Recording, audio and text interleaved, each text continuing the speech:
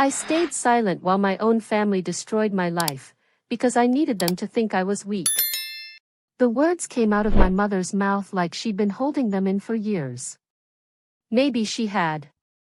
I wish Lauren was my only child. The dining room went dead quiet. Just the sound of her wine glass hitting the table.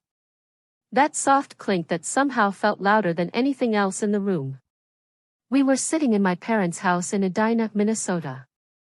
The same colonial home I grew up in. White trim. Lawn so perfect the neighbors probably hated us. The kind of place where everything looked right from the outside. My sister Lauren sat across from me, legs crossed, wearing that smile. You know the one. The smile that says she already won before the game even started. I'm just being honest, my mother continued, dabbing her lips with a napkin like she'd just commented on the weather. Lauren understands responsibility. Ambition. You. She paused, looked right at me. You've always been difficult. Then she smirked. My father didn't say a word. He never did. I stared down at my plate. Mashed potatoes going cold. Some kind of roast beef I hadn't touched. And I did what I'd learned to do my entire childhood, I stayed quiet. Invisible. Because that's what you do when you're the spare daughter. The backup plan. The one they kept around just in case. Lauren had everything. Ivy League MBA from some school in Massachusetts that my mother brought up at every single gathering. A fiancé who worked in finance in New York. My parents bragged about her to anyone who'd listen, the mailman, the neighbors, people at church they barely knew. Me? I was the daughter who could have done more. The one who wasted her potential. The disappointing one who still lived paycheck to paycheck in some cramped apartment in New Haven, Connecticut. At least, that's what they believed. They had absolutely no idea why I'd really come home that weekend. Dinner wrapped up fast after that. My mother stood up, satisfied, like she'd just delivered a closing argument in court and won. Lauren shot me this look as she walked past, half pity, half triumph. Like she felt bad for me but also enjoyed it. Don't take it personally, she whispered, leaning in close enough that I could smell her perfume. Mom just tells the truth. I nodded. Didn't say anything back. The truth. Right. I waited until everyone went to bed.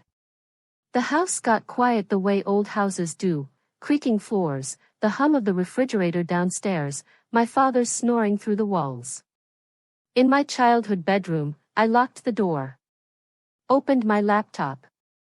Logged into an account nobody in that house knew existed. The first message waiting for me had a timestamp from 3 minutes after dinner ended. They took the bait. That's when I allowed myself to smile. See, I hadn't driven 6 hours to Minnesota for family bonding. I hadn't come home to get insulted over pot roast and wine. I came because I'd finally confirmed something I'd suspected for years. My parents' entire financial empire? Built on a lie. And my perfect sister Lauren? She wasn't at the center of their success. She was at the center of their collapse. What none of them knew yet, what they still don't know, is that the investigation they're terrified might happen. It's already over. And there's only one name listed as the cooperating witness. Mine. But we'll get to that. First, you need to understand how long I've been the family disappointment. Growing up, there were 2 versions of reality in our house. There was Lauren's life, and then there was mine. Lauren got the bigger bedroom. The car for her 16th birthday. The college fund that actually covered all 4 years plus grad school. When she graduated, my parents flew to Massachusetts, threw her a party, invited half the neighborhood. When I graduated, my mother sent a card. Didn't even spell my major right. I learned early that I wasn't the chosen one. You'd think that'd make you angry, bitter, all that. And sure, maybe it did for a while. But mostly it just taught me to watch. To notice things. Like how my mother's voice changed when she talked about Lauren to her friends. It got higher, prouder. How she'd pull out her phone to show pictures before anyone even asked. This is Lauren at her firm in New York. That's her fiancé, Thomas. He works in finance. They're doing so well. Every single time. Thomas was this tall guy with perfect hair and a handshake that lasted too long. The kind of man who wore expensive watches and talked about opportunities and growth potential. My parents loved him. Thought he was taking Lauren to the next level. Me? I brought a boyfriend home once during college. My mother asked what his career plans were before he'd even sat down. He didn't come back for a second visit. The thing about being the disappointing daughter is that people stop expecting anything from you. And when they stop expecting, they stop paying attention. That's dangerous. For them, I mean. Because while my mother was busy showing off Lauren's engagement photos, while my father was bragging about her corner office and her salary, I was building a completely different life. They thought I was barely scraping by in New Haven. Struggling. Working some dead-end job that wasn't worth mentioning. My mother loved to bring it up. What is it you do again, honey? Something with numbers? She'd say it like that. Like my job was so forgettable she couldn't even remember. I'd smile. Just accounting stuff. Nothing exciting. And she'd nod, already looking away, already done with the conversation. What she never knew, what none of them knew, was that I worked for a forensic accounting firm in Washington, D.C. Not New Haven. D.C. The kind of firm people hire when someone's stealing from them. When money's moving in ways it shouldn't. When they need someone to follow trails that were meant to stay hidden. I was good at it too. Really good. My boss once told me I had a gift for finding things people didn't want found. Turns out, that gift works on everyone. Even family. 6 months ago, I was working a case. Standard corporate fraud investigation. Following shell companies, tracking transfers, the usual. Then I saw a name I recognized. My father's. At first, I thought it was a coincidence.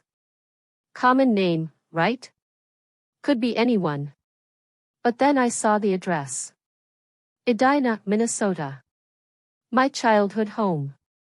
That's when everything changed. That's when I realized my perfect sister's perfect life wasn't just a lie.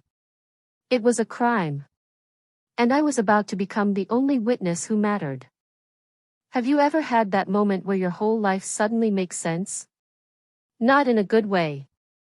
In the way where you realize you've been played for years and never saw it coming. That was me, staring at my computer screen at 2 in the morning. The case I'd been working had nothing to do with my family.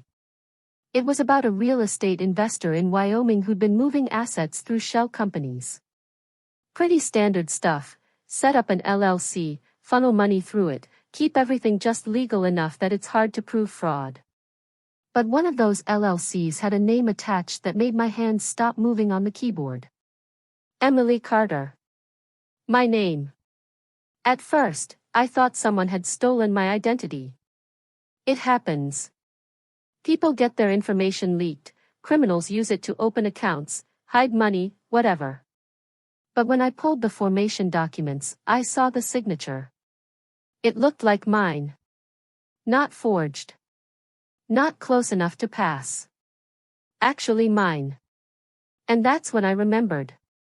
3 years ago. Christmas. My father had asked me to sign some papers. Said it was for a family trust. Something about tax purposes, organizing assets, making sure everything was properly structured for the future. I'd been half asleep on the couch. Full from dinner. He'd handed me a pen, shown me where to sign. I signed. Didn't read it. Didn't ask questions. Why would I? He was my father. Stupid. I know that now. Those papers weren't for a family trust. They were articles of organization for a limited liability company in Wyoming. An LLC that existed for one reason, to hold assets that my parents didn't want connected to their names. And they'd put it all in mine. I spent the next week digging. Quietly. I didn't tell my supervisor, didn't mention it to anyone. This wasn't part of my case. This was personal. What I found made me sick. The Wyoming LLC had been used to transfer property titles. To accept wire transfers from accounts I'd never heard of. To sign contracts for deals I knew nothing about. If anyone came looking, and someone would eventually, all the evidence would point to me. Not my parents. Not Lauren. Me. The daughter they thought was too much of a failure to matter. I sat in my apartment for 3 days trying to decide what to do. Part of me wanted to call them, ask what the hell they were thinking. Demand answers. But I didn't. Because I needed to know how deep this went. So I kept digging. And that's when I found Lauren. Her name showed up in emails. CC'd on documents. Listed as a consultant for transactions she had no business being involved in. I started looking into her life. The life my parents were so proud of. Turned out, the firm she worked for in New York wasn't just under investigation. It was being actively raided by the SEC. Her fiancé, Thomas? Not a finance guy. He was a consultant who specialized in asset protection. Which is a nice way of saying he helped rich people hide money when the law came knocking. And my parents had hired him. That's what this was. Lauren had gotten herself into trouble, brought Thomas home, and together they'd convinced my parents to start moving assets. Hiding things. Preparing for the worst. They just needed a fall guy. Someone whose name wouldn't raise red flags. Someone the family could throw under the bus if it all came crashing down. The disappointing daughter nobody believed in anyway. I closed my laptop. Sat there in the dark. And I made a decision that would change everything. I wasn't going to confront them. I was going to let them finish. Because the best evidence is the evidence they give you themselves. You want to know what's worse than being betrayed by your family? Finding out they're not even good at it. Over the next few months, I watched my sister's life fall apart in slow motion. She just didn't know it yet. The firm she worked for, Garrison and Holt, some boutique investment company in Manhattan, had been running what the feds call a Ponzi-adjacent scheme. Basically, they were promising returns they couldn't deliver, using new investor money to pay old investors, and cooking the books to hide the gap. Lauren wasn't a mastermind. She was barely even a participant. She was just desperate enough to look the other way. See, my perfect sister had a problem. Her MBA cost nearly $200,000. Her apartment in New York ran $4,000 a month. Her lifestyle, the one my parents loved to brag about, was funded almost entirely by credit and lies. When Garrison and Holt started going under, she panicked. That's when she brought Thomas home. I found the emails between them. Took some work. Thomas used encrypted communication for most things, but Lauren wasn't careful. She forwarded things to her personal account. Saved attachments. Left a trail. In one email, she'd written, "My parents have assets. Property. Savings. If we can move things now, before anyone asks questions, we'll have time." Thomas had responded, "I'll need a clean name. Someone outside the immediate spotlight." 3 days later, my father had handed me those papers at Christmas. Convenient, right? But here's the thing about people who think they're smarter than everyone else, they get sloppy. Thomas had set up the Wyoming LLC because Wyoming doesn't require member names to be public. It's a privacy haven. You can own an entire company and nobody can look it up online. But you still have to file paperwork. And that paperwork still exists. I requested copies. All of it. Formation documents, amendments, annual reports. What I found was a complete map of everything they'd done. My parents had transferred 2 properties into the LLC. A rental house in Duluth. A lake cabin they'd owned for 30 years. Both were moved out of their names and into mine, technically, within 6 months. They'd also opened business accounts. Moved cash. Small amounts at first, then bigger chunks. 50,000 here.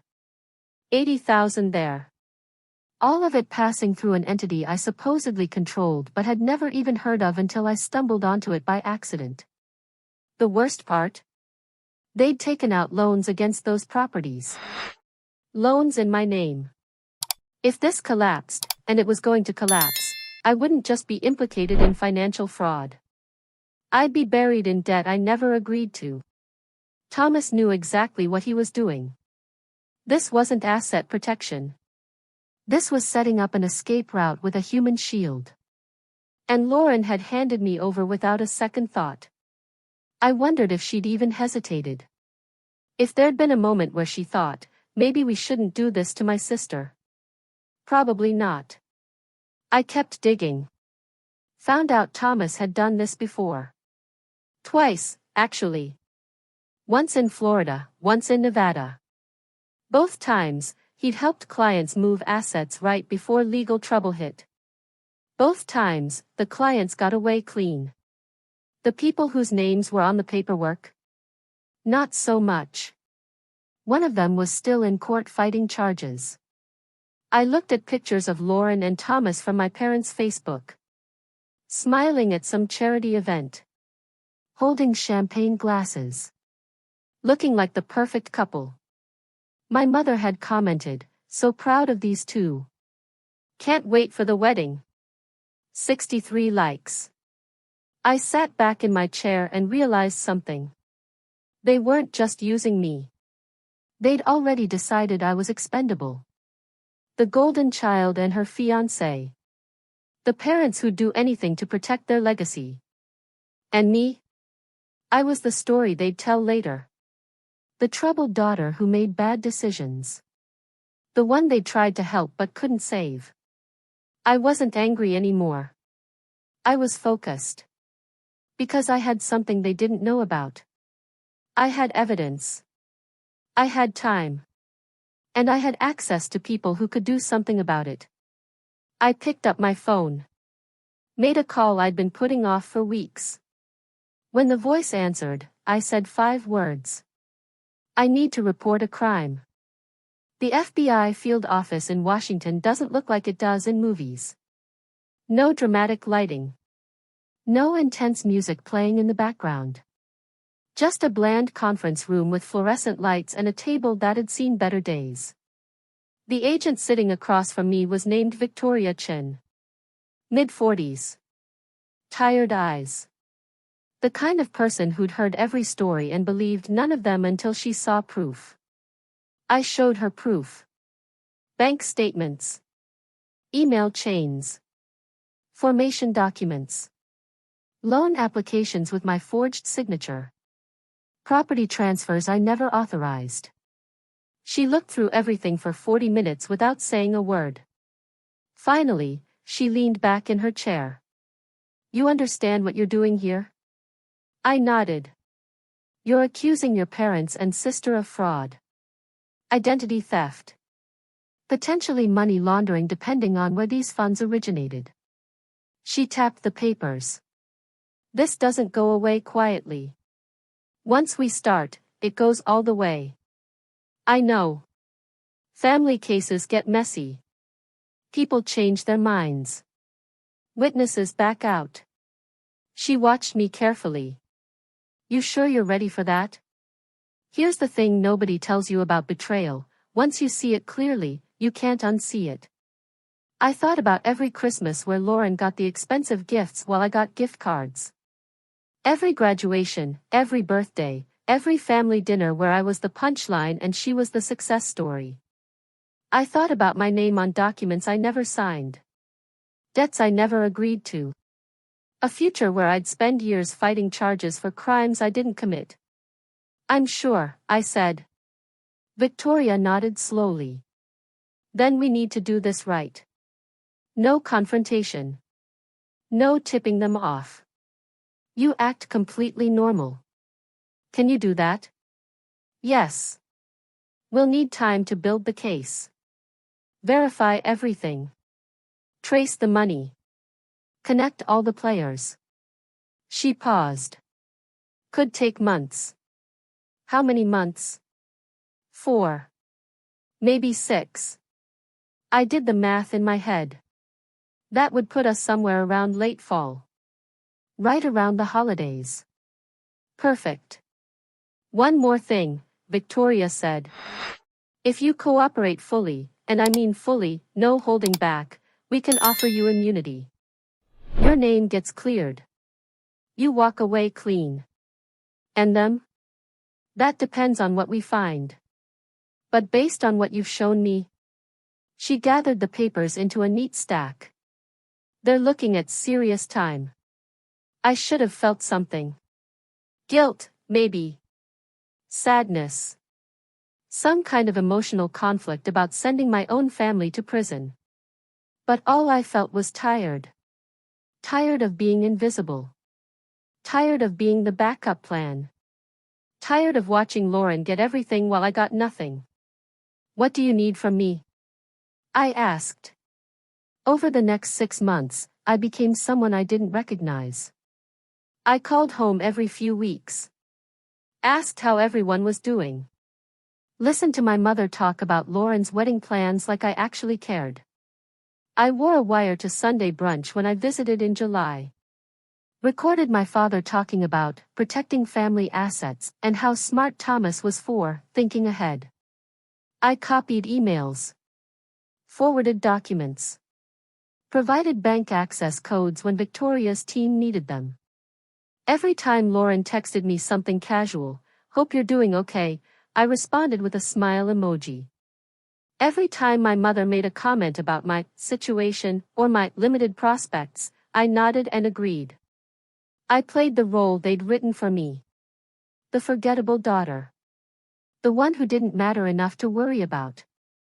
And the whole time, I was building a case that would destroy everything they'd built. By October, Victoria told me they had enough. We're ready to move. But we need one more thing from you. What? She slid a document across the table. We need you to go home. The breakfast table was set like nothing had happened. Pancakes. Bacon. Fresh orange juice in a glass pitcher. My mother moved around the kitchen humming something I didn't recognize. It was the morning after she'd told me she wished I didn't exist. But sure. Pancakes. Lauren came down the stairs wearing workout clothes that probably cost more than my rent. She poured herself coffee, added some kind of almond milk from the fridge, and sat down like she owned the place. I guess in her mind, she did. Sleep okay? My mother asked, setting a plate in front of her.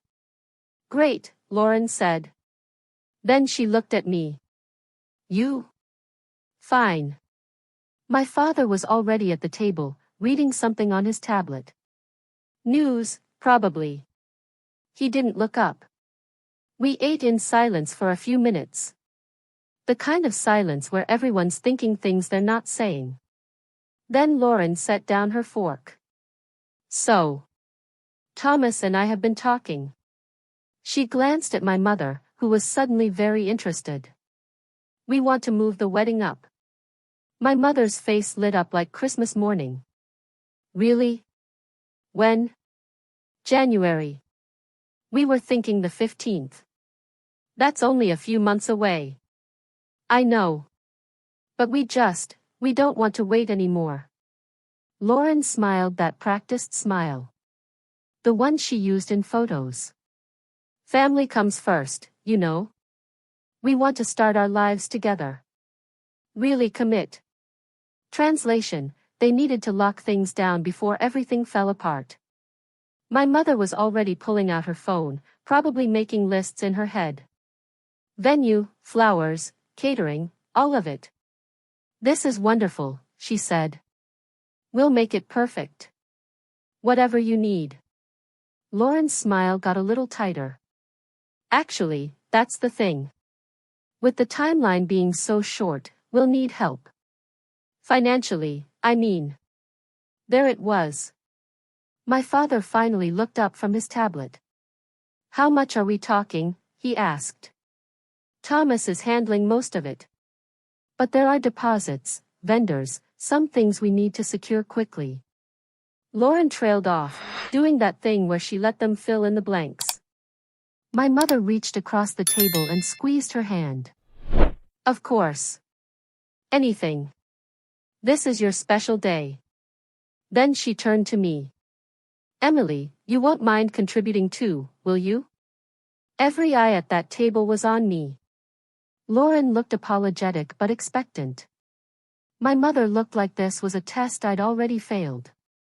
My father just waited. I could have said no. Could have told them I knew exactly why they needed money so fast. Instead, I smiled. "Of course not," I said. "I already have." My mother blinked. "You have?" Hum. I took a sip of orange juice. "I took care of it last night, actually." Lauren's face did something weird. Confusion, maybe suspicion. That's really generous," she said slowly. "Thank you." "Family comes first," I said, echoing her words. "Right?" Nobody knew what to say to that. So we just went back to eating pancakes. Like nothing was wrong at all. You want to know what I really did that night while they slept? Let me tell you. After dinner, after my mother's little speech about wishing I didn't exist, I'd gone upstairs to my childhood bedroom.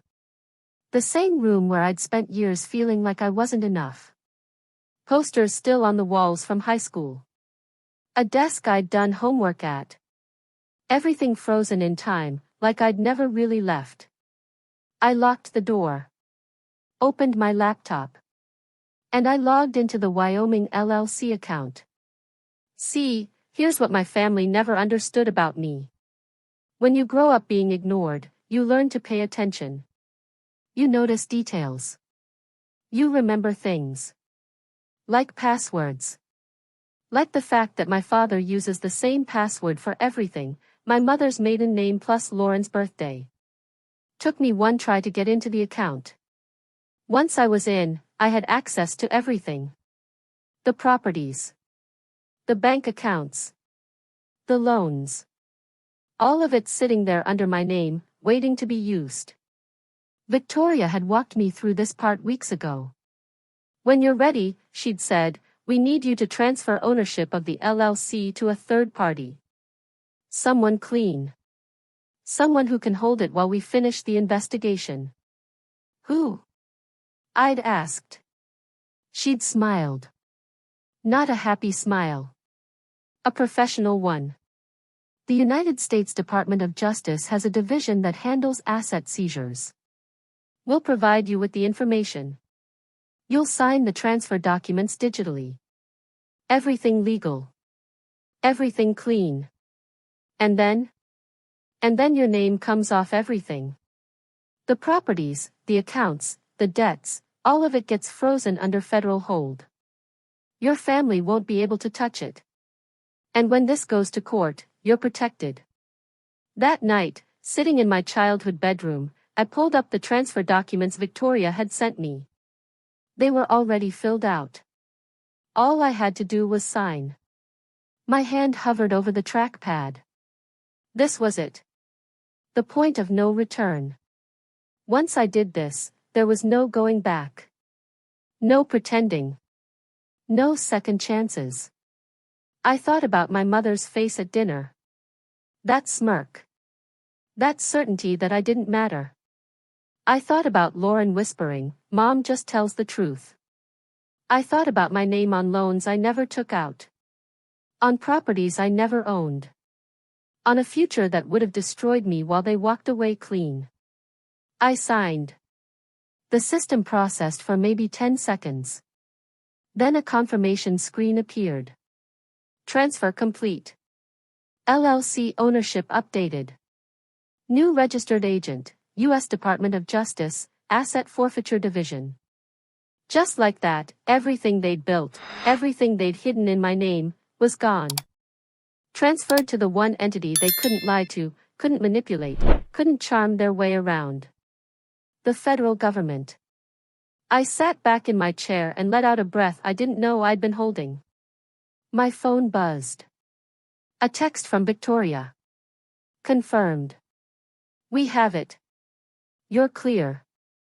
Another text came through a few seconds later. They took the bait. That's when I let myself smile. Because here's what my family still didn't know. The investigation they were afraid might happen. It wasn't about to start. It was already over. Victoria's team had spent 6 months building a case. Following money trails. Documenting every transfer, every forged signature, every illegal move. They had emails from Lauren coordinating with Thomas. Recorded conversations with my father discussing asset protection strategies. Bank records showing exactly where the money went and why. And they had me. The cooperating witness who'd handed them everything on a silver platter. The daughter nobody thought was smart enough to matter. When this case went to court, and it would go to court, there would be 3 names on the defendant list. My parents. Lauren. Thomas. And 1 name listed as the witness who made it all possible. Emily Carter. The spare daughter. The disappointment. The one they should have been afraid of all along. I closed my laptop. Lay down on my childhood bed. And for the first time in years, I slept through the night without waking up once. Morning came too fast. I woke up to voices downstairs. The smell of coffee. My mother's laugh echoing through the house. For a second, just 1 second, I almost felt bad. Then I remembered everything, and the feeling passed. I packed slowly. Folded clothes. Zipped up my suitcase. Checked my phone. 3 missed calls from Victoria. All from the same time, 6:47 a.m. I called her back. It's starting, she said. No greeting. Just facts. Our team is moving this morning. Your family's going to start getting calls within the hour. Maybe less. My stomach tightened. From who? Their bank. Their lawyer, if they're smart enough to have one on retainer. Thomas definitely has one.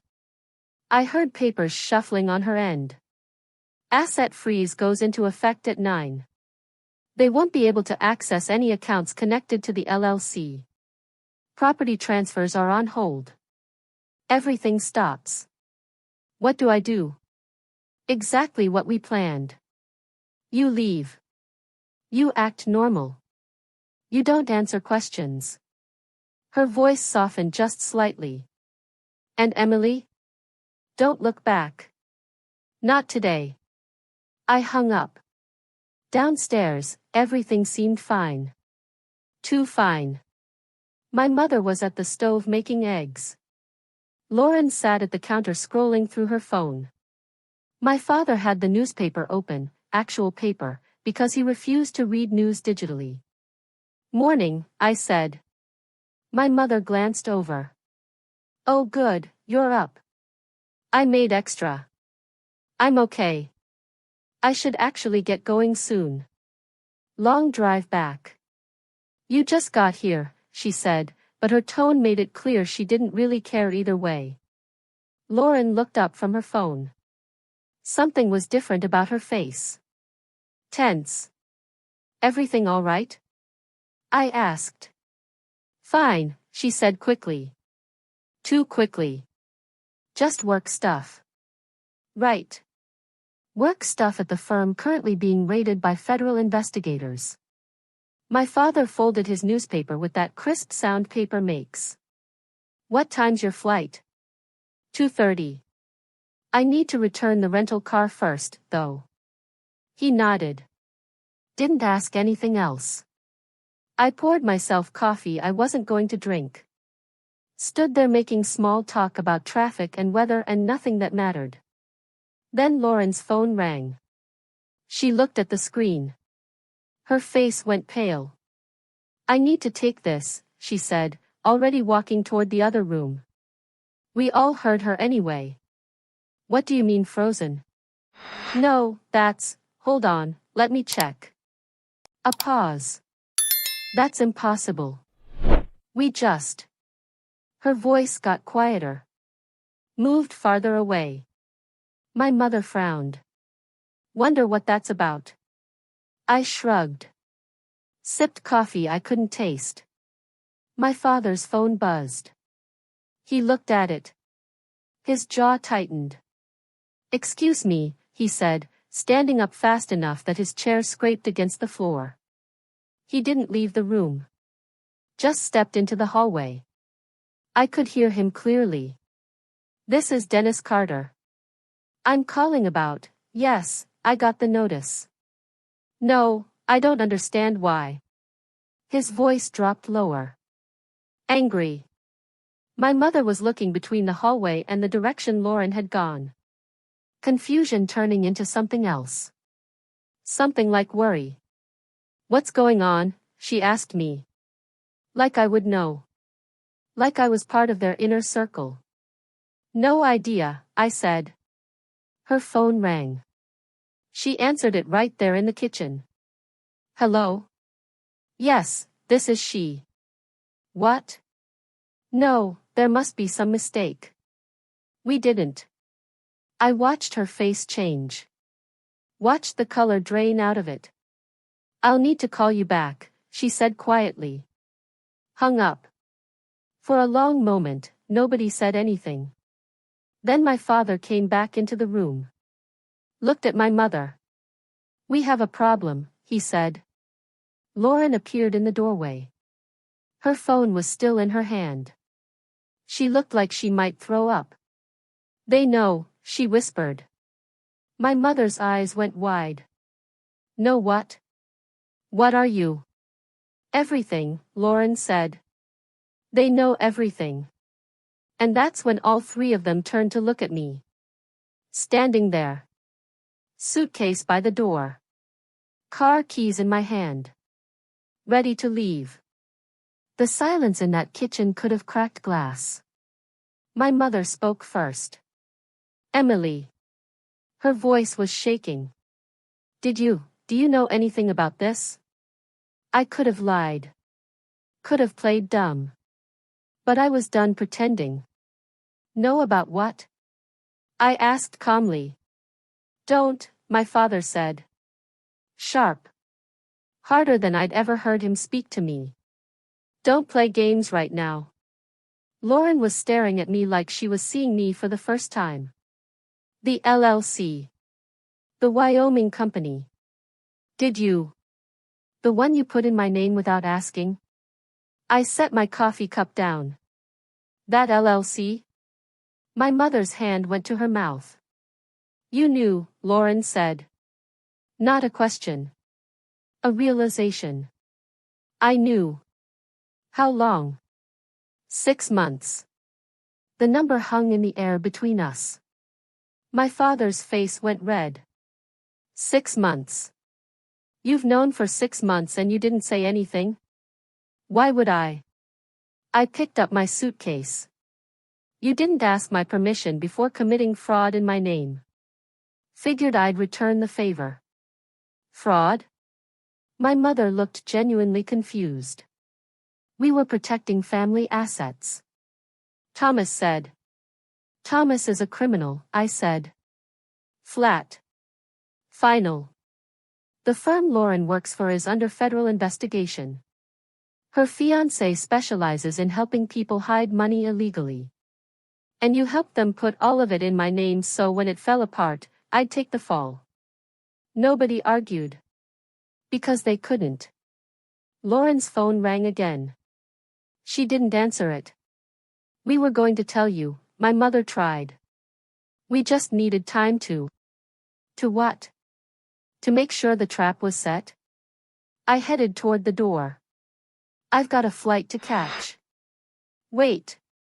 My father's voice stopped me. What did you do? I turned around. Looked at all three of them standing there. The perfect family who'd made me feel worthless my entire life. I transferred ownership of the LLC, I said. Last night, actually. Right after dinner. Right after Mom told me she wished I didn't exist. My mother flinched. Transferred it where? Lauren asked. Her voice was barely a whisper. The Department of Justice. The reaction was immediate. Lauren sat down hard in the nearest chair. My father grabbed the counter like he needed it to stay upright. My mother just stared at me. You didn't, she breathed. I did. 6 months ago, I contacted the FBI. Gave them everything. Emails. Bank statements. Recorded conversations. Every single piece of evidence showing what you did. I paused. What you did to me. Emily, please, my mother started. The investigation you're panicking about? It's not starting. It's over. They have everything they need. The only question now is how much prison time you're looking at. My father found his voice. You're our daughter. Exactly, I said. I'm your daughter. And you used me. You set me up to take the fall for your crimes. You made me the scapegoat while you protected your golden child. Lauren was crying now. Quiet tears running down her face. So what happens now? My father asked. Now? I opened the door. Now you deal with the consequences. Federal agents are probably already on their way. Your accounts are frozen. Your assets are seized. And there's only one name listed as a cooperating witness. I didn't wait for a response. I walked out. Put my suitcase in the rental car. Started the engine. My phone started buzzing before I'd even left the driveway. Call after call. My mother. Lauren. My father. I didn't answer any of them. In my rearview mirror, I saw my mother come out onto the porch. She was yelling something I couldn't hear. I kept driving. Behind me, everything they'd built was collapsing. Ahead of me, the airport. New York. A courtroom where the truth would finally matter more than their lies. And for the first time in my life, I wasn't the one who was powerless. The courtroom in Manhattan was smaller than I expected. Wooden benches. High ceilings. The kind of place where justice happened quietly, without cameras or crowds. I sat in the front row. Victoria was beside me. Across the aisle, 3 defense attorneys huddled with my parents and Lauren. Thomas wasn't there. He'd disappeared 2 days after the freeze went into effect. Probably somewhere without an extradition treaty. Smart guy. Terrible person. My father looked older. My mother's hands wouldn't stop shaking. Lauren kept her eyes on the table in front of her. None of them looked at me. The hearing took 4 hours. Evidence was presented. Charges were read. My recorded testimony was played for the judge. When it was over, Victoria leaned toward me. You okay? I nodded. They'll probably get a plea deal. First-time offenders, cooperating witnesses, she meant me, they're looking at reduced sentences. Maybe 2 years. Maybe less. And me? You're clear. Completely. The immunity agreement is final. I should have felt relieved. Vindicated. Something. Instead, I just felt empty. That night, I was back in my apartment in DC. The real one. Not the fake New Haven address my parents thought I lived at. My phone rang. I almost didn't answer. But the caller ID said Dad. I picked up. Hello? Emily. His voice sounded broken. Small. Why didn't you warn us? That's what he wanted to know. Not, I'm sorry. Not, we were wrong. Just why didn't I warn them? I thought about all the dinners where I'd been ignored. All the times Lauren got praised while I got criticized. All the years of being the spare daughter who didn't matter. Because people who betray you don't deserve a warning, I said quietly. He didn't say anything. You put my name on documents I never signed. You used my identity to hide your crimes. You were going to let me go to prison while you walked away free. My voice didn't shake. And you did it because you thought I was too stupid, too worthless to ever figure it out. That's not. Yes, it is. I cut him off. You wanted me to disappear. So I did. On my own terms. I hung up before he could respond. Deleted the voicemail he'd left earlier without listening. Blocked all their numbers. 3 months later, the plea deals went through. My parents got 18 months each. Lauren got 12. I didn't go to the sentencing. I moved on. New apartment. New cases at work. A life that was finally, completely mine. Sometimes people ask if I regret it. If I wish I'd handled things differently. I don't. Because here's what my family never understood. They thought being the favorite meant being loved. But I learned something better. I learned to survive without them. And in the end, that made me stronger than Lauren ever was. They wanted a daughter who knew her place. Instead, they got one who knew her worth. And that made all the difference.